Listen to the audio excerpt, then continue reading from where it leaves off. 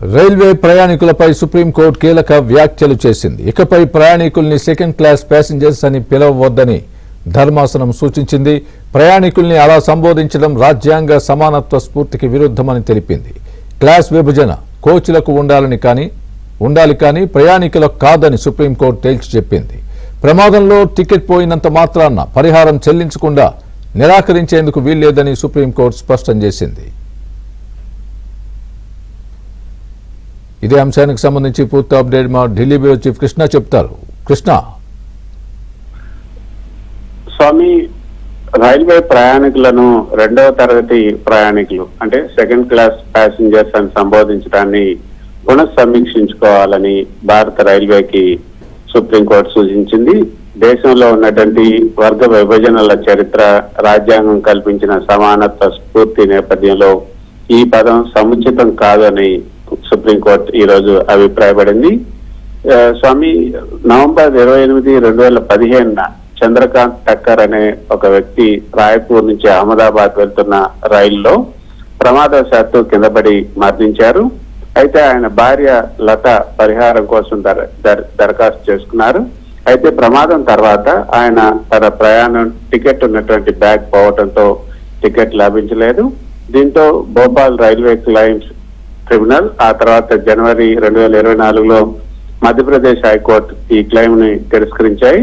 మృతుడు టికెట్ కొనుగోలు చేసినట్లు నిరూపించడానికి టికెట్ లేకపోవటమే అందుకు కారణం. అయితే ఈ రోజు సుప్రీంకోర్టులో justice Sanjay Karol, justice N Koteshwar Singh తో కూడినటువంటి ధర్మాసనం హైకోర్టు తీర్పును తప్పుపట్టింది. బాధితురాలికి 8 లక్షల నష్టపరిహారాన్ని కూడా 4 వారాల్లో చెల్లించాలని రైల్వేని ఆదేశిస్తూ కొన్ని కీలక వ్యాఖ్యలు చేసింది. కోర్టు అభిప్రాయం ప్రకారం క్లాస్ అనే విభజన అనేది రైలు పెట్టెలకు మాత్రమే ఉండాలి, కానీ ప్రయాణించే వ్యక్తులకు కాదు. ఒక వ్యక్తి ప్రయాణించే పెట్టెను సెకండ్ క్లాస్ కోచ్ అనవచ్చు, కానీ ఆ వ్యక్తిని సెకండ్ క్లాస్ ప్యాసింజర్ అని పిలవటం భారతదేశ రాజ్యాంగం ఆశించిన ఆత్మగౌరవానికి, సమానత్వ సూత్రానికి కూడా విరుద్ధం అని ధర్మాసనం అభిప్రాయపడింది. ప్రమాదంలో టికెట్ పోయినంత మాత్రాన ఆ వ్యక్తి టికెట్ లేకుండా ప్రయాణించాడని నిర్ధారించలేము. బాధిత కుటుంబం ఒక అఫిడవిట్ దాఖలు చేస్తే ప్రాథమికంగా అది సరిపోతుంది. ఆ తర్వాత సదరు ప్రయాణికుడికి టికెట్ లేదని నిరూపించాల్సిన బాధ్యత రైల్వే పైన ఉంటుంది.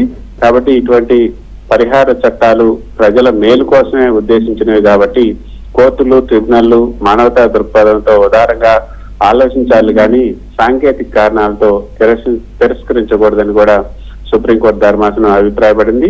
మరో ముఖ్యమైనటువంటి అంశం, రైల్వే భద్రతా ప్రమాణాలు కాగితాల మీద బాగున్నా కూడా క్షేత్రస్థాయిలో అమలు సరిగా లేదని కూడా కోర్టు పేర్కొంది. అదే సమయంలో ప్రయాణికులకు కూడా బాధ్యత ఉందని గుర్తు చేస్తూ ప్రాణాలు పోతాయని తెలిసి కూడా ప్రమాదకరంగా రైలు ఎక్కడం, కోర్టులు ప్రయాణం చేయటువంటివి కూడా మానాలని రైల్వే ప్రయాణికులకు సుప్రీంకోర్టు హితవు పలికింది. రైల్వేలలో ఖాళీలను భర్తీ చేసి యువతకు ఉపాధి కల్పించడం ద్వారా భద్రతను మరింత మెరుగుపరచాలని కోర్టు కేంద్రానికి సూచించింది. అయితే స్వామి, బ్రిటిష్ కాలం నాటి క్లాస్ విభజనలు నేటికి కూడా వ్యవస్థలో కొనసాగుతున్నాయి. సుప్రీంకోర్టు చేసినటువంటి వ్యాఖ్యలు సమాజంలో ప్రతి పౌరుడి ఆత్మ గౌరవానికి విలువనిచ్చేలాగా ఉన్నాయి.